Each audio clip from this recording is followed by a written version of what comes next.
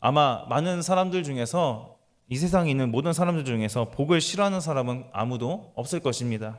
그것은 예수님 믿는 사람이나 또 예수님 믿지 않는 사람이나 모두 마찬가지겠죠. 저를 포함한 이 자리에 계신 분들도 역시 복을 싫어하는 분은 한 분도 안 계실 것 같습니다. 사람들은 저마다 자신들의 인생을 복되게 만들기 위해서 정말 많은 노력들을 합니다. 각자 자신의 주관적인 가치와 또 자기가 좋아하는 것, 선호하는 것을 쫓아서 행복을 추구하죠. 흔히 생각하기를 자신이 생각하고 있는 그 행복을 추구하는 과정 속에서 자기가 원하는 것을 이루게 되었을 때, 정말 자기가 더도 말고 덜도 말고 자기가 원하는 것을 딱 이루게 되었을 때에 그것을 복이라고 생각하는 사람들이 정말 많다라는 겁니다. 그래서 주변 사람들이 봤을 때 어떤 사람이 그 바라던 일이 잘 되거나 또 잘 풀리는 일, 좋은 일이 생겼을 때 아이고 저 사람 복 받았네, 복 받았어 라고 이렇게 말하는 것을 우리가 종종 들을 수 있습니다. 이것이 흔히 사람들이 말하는 그러한 복이라는 개념에 대한 가치관입니다. 우리가 생각할 때 복이라고 하면은 대표적으로 떠오르는 복이 있죠. 사람들이 가장 많이 복을 받았다라고 생각할 수 있는 것이 바로 물질에 관한 것입니다. 당연히 그럴 수밖에 없죠. 왜냐하면 다른 복들과는 다르게, 우리가 바라는 다른 것들과는 다르게 이 물질이라고 하는 것은 눈으로 보입니다. 확인이 돼요. 그러니까 이 물질이 많아졌다고 한다면 그 물질이 많아졌다고 하고 또 그것을 실제로 많아진 것을 눈으로 확인하게 되었을 때에 복을 받았구나 라고 그렇게 생각을 하게 됩니다. 물질은 우리가 살아가는 이 삶의 질과도 연결이 되죠. 그렇기 때문에 복이라고 하면 가장 많이 생각하고 언급이 되는 것입니다. 물질이 풍성해야만이 복을 얻은 것이다, 복을 받은 것이다 라고 생각하는 경우가, 그렇게 말하는 경우가 있죠. 그래서 사람들이 이 물질에 많은 관심을 가진 것은 이상한 일은 아닙니다. 그렇기 때문에 사람들은 이 세상에서 가장 복받은 사람은 물질이 많은 사람이 복받은 사람이라고 그렇게 말을 합니다. 그런데 우리 기독교 안에서도 기복신앙의 영향 때문에 그런 가치관이 은연중에 있다라는 겁니다. 그러다 보니까 하나님께 구하게 될 때에 가장 많이 구하는 것이 물질의 복을 구하는 사람들을 종종 볼 수 있습니다. 물론 이 물질이라고 하는 것은 우리들의 삶을 영위하는데 반드시 필요한 거예요. 그런데 이 물질을 우리가 성경적으로 사용하지 않고 단순하게 나의 욕심이 이끄는 곳에 사용하고 또 쾌락을 위해서 나의 물질을 사용하게 된다면 이 물질이 과연 나에게 복이 될 수 있을까요? 그때부터 그 물질은 복이 아니라 저주가 됩니다. 왜 그럴까요? 그 이유는 바로 하나님 말씀에서 벗어난 삶을 살게 만들기 때문입니다. 성경에서는 단 한 번도 이 복이 재물을 많이 쌓는 것이 복이라고 말한 적이 없습니다. 하나님께서 재물을 주셨을 때에는 이 재물을 허락받은 사람이 단순하게 잘 먹고 잘 살라는 의미에서 주신 것이 아니죠. 하나님이 주신 이 물질을 가지고 하나님의 뜻에 합당하게 사용하기를 원하시기 때문에 하나님이 허락해 주신다라는 겁니다. 성경에서 말하고 있는 이 복은 물질이나 또 단순하게 내가 잘 되는 것이 아닙니다. 그렇다면 무엇이 진정한 복이라고 할 수 있을까요? 오늘 말씀에서 시인은 무엇이 진정한 복인지 우리에게 정확하게 가르쳐주고 있습니다. 우리의 삶에서 하나님이 주신 이 진정한 복이 무엇인지 바르게 깨닫고 또 말씀을 통하여서 그 복을 온전히 누리게 되는 그런 귀한 시간이 되기를 바랍니다. 우리 오늘 말씀 1절 함께 읽겠습니다. 행위가 온전하여 여호와의 율법을 따라 행하는 자들은 복이 있으며. 아멘. 1절에서 분명하게 말하고 있습니다. 이 시인은 인생의 참된 복이 바로 하나님의 말씀을 행하는 자에게 있다라고 선언하고 있습니다. 그러니까 여기에서 행위가 온전하다라는 말은 일반적으로 건전하고 또 정직한 것을 말합니다. 그러니까 하나님 앞에서 신실하게 마음을 다하여서 하나님의 율법을 지키는 자를 가리키는 표현이라고 할 수 있죠. 우리 사람은 하나님의 말씀으로 지음을 받았습니다. 그렇기 때문에 하나님의 말씀에 따라 살아가는 인생이 바로 가장 복된 인생이 된다라는 것이죠. 1절 말씀에서 말하는 이 행하는 자들은 삶에서 지속적으로 계속해서 끊이지 않고 지켜왔던 습관을 가진 사람들을 가리킵니다. 즉 하나님의 말씀을 지키는 말씀을 지키는 것을 삶에서 가장 중요한 일로 여기고 있고 또 그 매일매일 말씀 실천하기를 기뻐하는 사람들이다라고 할 수 있는 것이죠. 그래서 시인은 2절에서 전심으로 여호와를 구하는 자에 대해서 말을 하고 있는데요. 우리 2절 말씀 같이 한번 읽어보도록 하겠습니다. 여호와의 증거들을 지키고 전심으로 여호와를 구하는 자는 복이 있도다. 아멘. 전심으로 여호와를 구한다는 것은 인생의 참된 복이 부귀영화가 아니라 바로 하나님께 있습니다라는 이러한 믿음의 고백인 것입니다. 즉 시인은 하나님의 말씀을 따라서 살아가며 전심으로 하나님을 구하는 그 인생이 복이 있다라고 말하고 있는 것입니다. 이 복이 있다의 원어의 뜻은 행복입니다. 이 행복은 하나님의 임재를 통해서 느끼는, 다른 것에서 느낄 수 있는 것이 아니라 그 말씀을 통해서 함께 하시고 말씀을 통해서 임재하시는 그 하나님을 느끼는 흥겨움이라고 할 수 있죠. 시인은 오늘 말씀에서 이 흥겨움을 율법을 행하고 여호와의 증거들을 지키고 전심으로 여호와를 구하는 데서 얻을 수 있다라고 선포하고 있는 것입니다. 즉 예수님 믿는 사람들, 하나님 섬기는 사람들, 우리 신앙인들의 삶을 강조하고 있는 것이죠. 하나님을 섬기고 예수님을 믿는 성도들이 어떻게 살아가야 하는지 정확하게 시인은 말해주고 있습니다. 그래서 3, 4절 말씀에서는 이렇게 말씀을 통해서 행복을 찾는 사람들의 심지 고든 삶을 보여주고 있는 것이죠. 즉 하나님께서 가르쳐 주시는 이 말씀의 길을 걸어가면서 하나님이 말씀하신 법도를 잘 지키는 것이죠. 곧 심지가 고든 사람의 삶이 하나님의 말씀을 지키고 또 그 말씀의 길로 걸어가는 삶이다라고 말하고 있습니다. 어느 한순간도 말씀에서 벗어나지 않는다는 것을 시인은 강조하고 있는 것이죠. 복된 인생을 사는 사람은 하나님의 말씀을 쫓기 때문에 불의를 도모하지 않는 사람입니다. 그리고 하나님의 말씀은 우리들을 불의에서 멀어지게 하기 때문에 하나님의 말씀을 쫓는 사람은 불의를 미워하게 되어 있습니다. 하나님은 그분을 섬기고 또 그분을 따르고 믿는 백성들의 행복을 위해서 이 말씀을 우리에게 주셨습니다. 하나님의 말씀은 우리를 행복한 삶으로, 진정한 복된 삶으로 안내하기 때문에 그러한 삶은 하나님 말씀에 전적으로 순종하는 길에 있다라는 것이죠. 그래서 시인은 자신의 길을 굳게 정하여달라고 하면서 하나님의 계명에 순종하게 해달라고 5절에서 또 강구하고 있습니다. 우리의 의지로 하나님의 말씀에 순종할 수 있다고 한다면 좋겠지만 안타깝게도 우리는 그럴 수 있는 능력이 없습니다. 왜냐하면 우리에게는 선을 행할 능력이 전혀 없기 때문입니다. 왜 우리는 스스로 선을 행할 수 있는 능력이 없을까요? 바로 죄인이기 때문이죠. 아담 이후에 태어난 후손인 우리는 죄의 영향으로 인해서 하나님의 말씀을 거부하려고 합니다. 하나님 말씀 따르는 것을 마치 본능처럼 거절하고 악한 것을 더 원하는 그러한 우리들의 모습을 발견할 수 있습니다. 그런데 원래 사람이 처음에 하나님 말씀으로 또 하나님께서 손으로 지으셨을 때 태초의 모습은 그런 모습이 아니었었죠. 죄로 인해서 사람이 타락하지 않았다면 늘 하나님 말씀에 순종하고 하나님을 사랑하며 찬양하고 하나님과 교제하는 삶이 원래 우리 인간이 살아가게 될 삶이었습니다. 그러나 타락하고 난 이후에는 하나님을 거부하고 자기 혼자 하나님을 떠나서 잘 살 수 있을 것처럼 인간은 그렇게 변해버렸다는 것이죠.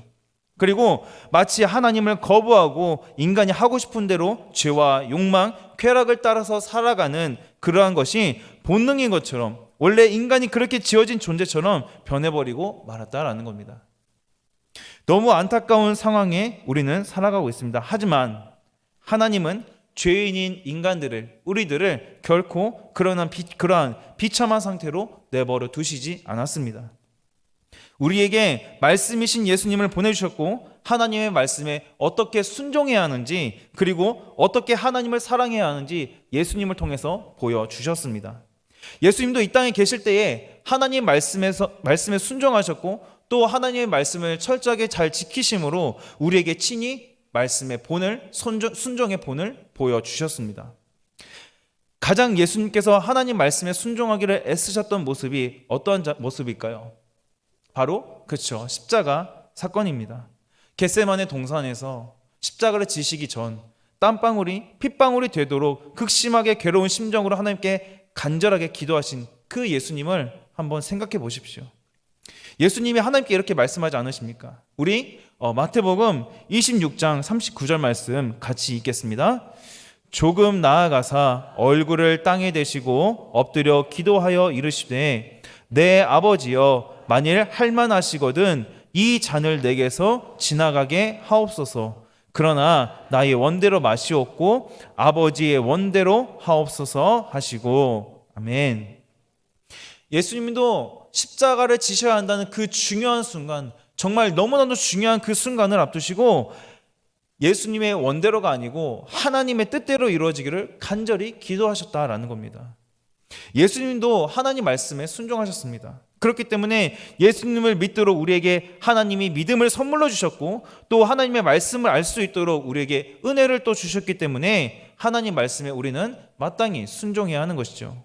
그런데 아까도 말씀드렸듯이 우리는 죄로 인해서 스스로 하나님 말씀에 순종하기가 어렵습니다. 그래서 우리는 하나님께서 붙잡아 주셔야만이 그 말씀에 순종할 수 있다라는 겁니다. 하나님 말씀에 그렇게 순종하게 될 때 우리는 비로소 부끄러움을 당하지 않게 됩니다. 이 말을 우리가 반대로 한다면 무슨 말입니까?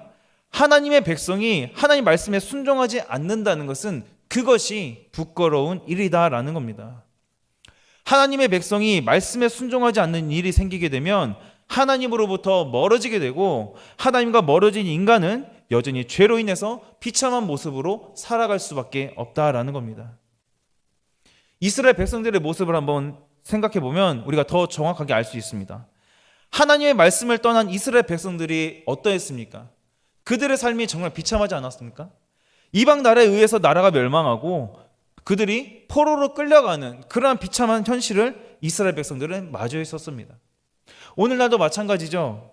예수님 믿는 사람들이 그리고 이 교회가 사회적으로 지탄을 받는 경우가 너무나도 많습니다.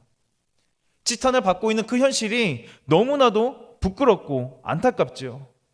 왜 지탄을 받을까요? 답은 간단합니다.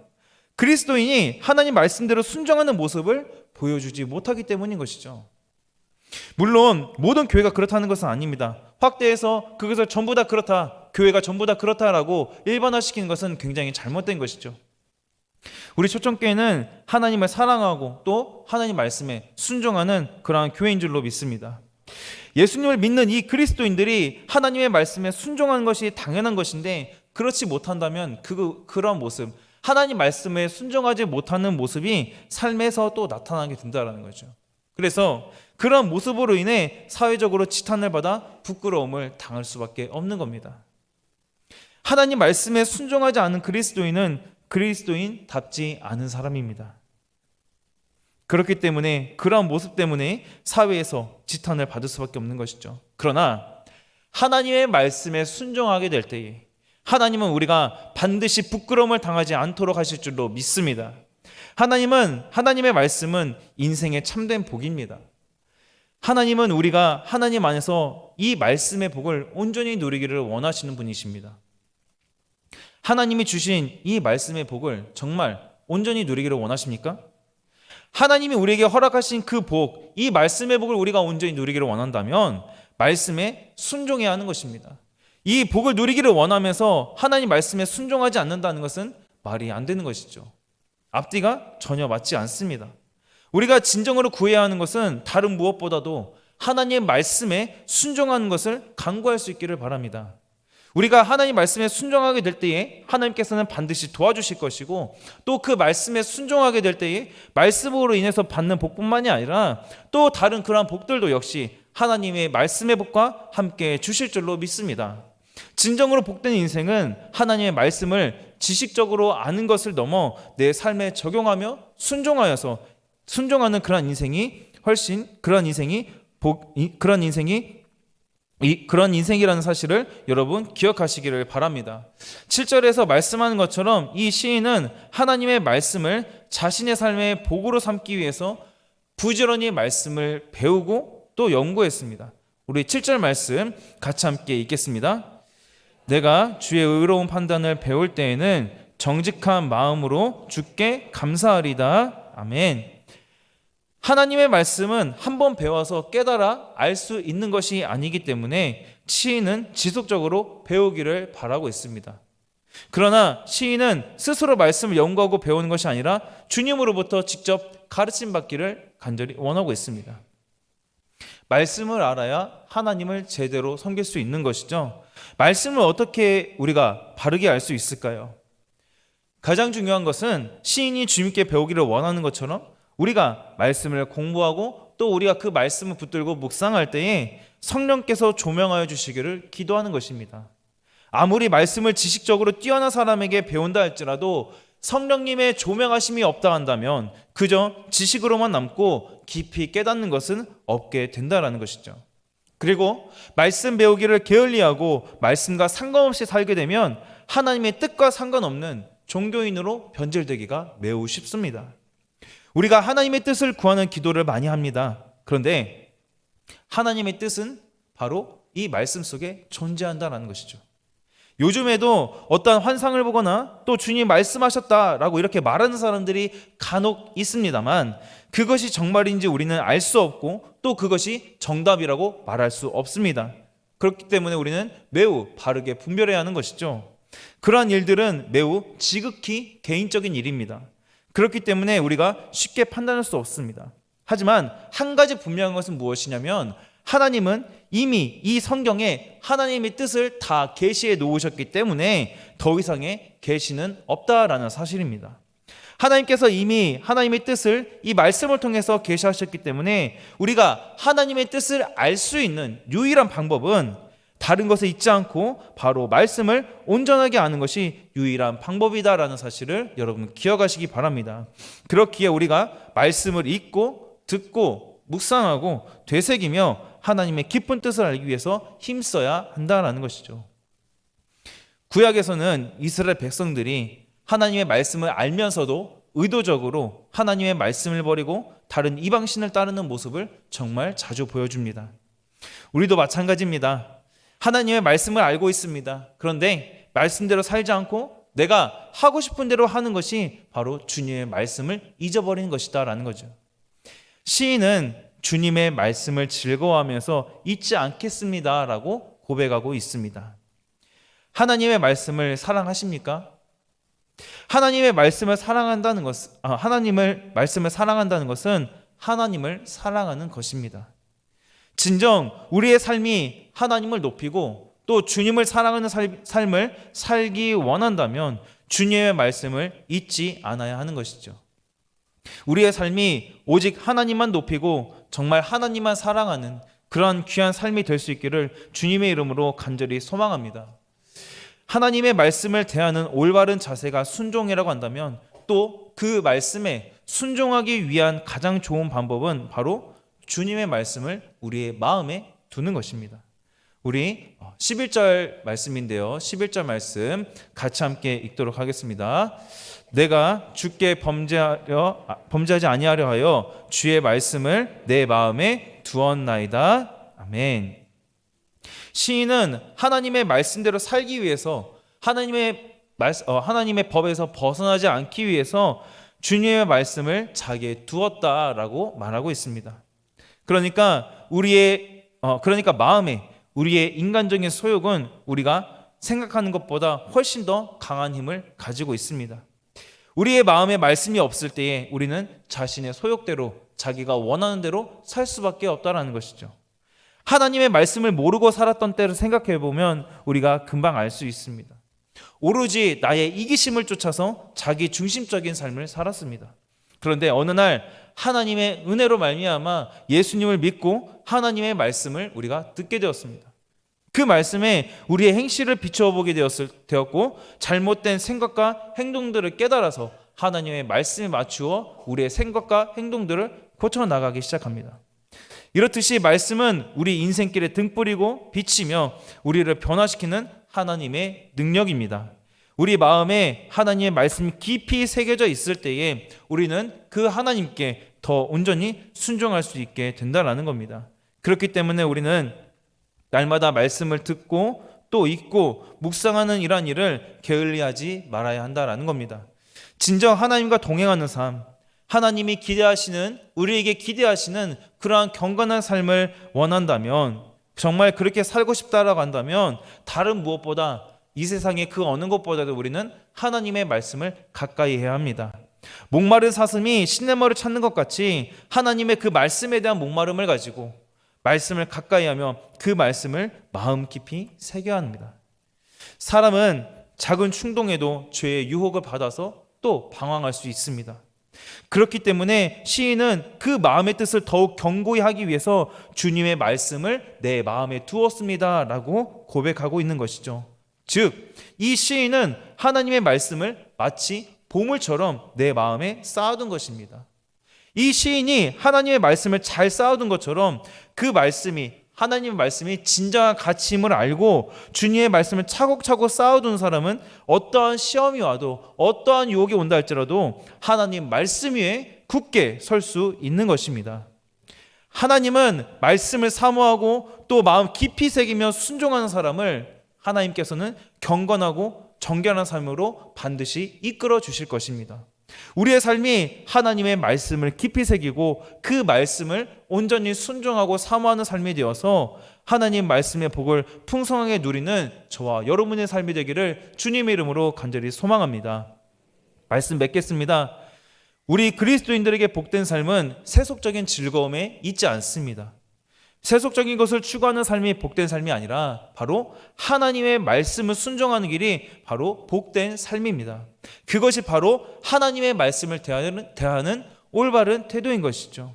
또한 말씀을 내 머리로만 아는 것이 아니라 내 마음에 두는 사람이 하나님 말씀에 온전히 순종할 수 있습니다. 그러므로 우리는 부지런히 이 하나님의 말씀을 듣고 읽고 묵상해야 합니다. 더 나아가 말씀을 아는 것으로 그치지 말고 이 하나님의 말씀을 나의 삶의 표준으로 삼고 기준으로 삼고 내 삶에서 적용하며 말씀대로 살아가야 합니다. 그것이 진정한 그리스도인의 삶이다라는 것이죠. 세상의 수많은 지식과 정보, 오락거리에 시간과 마음을 빼앗겨서 하나님의 말씀을 멀리해서는 절대로 안 될 것입니다. 하나님의 말씀을 가까이 하고 그 말씀을 마음에 새길 때 하나님의 온전한 통치 가운데 거할 수 있다는 사실을 여러분 기억하시기 바랍니다. 우리 마음에 하나님의 말씀을 새기고 그 말씀대로 살기 위해서 우리가 몸부림치게 될 때에 그 말씀이 우리를 하나님 앞으로 더 가까이 나아가게 할 것이고 복된 삶을 살도록 할 것입니다. 그래서 하나님의 말씀대로 살기로 다짐하고 또 이 말씀대로 살기 위해 열심히 애쓰며 그 모습을 통하여서 하나님께 영광 돌리는 삶을 살아가는 그러한 저와 여러분이 될 수 있기를 주님의 이름으로 간절히 소망합니다.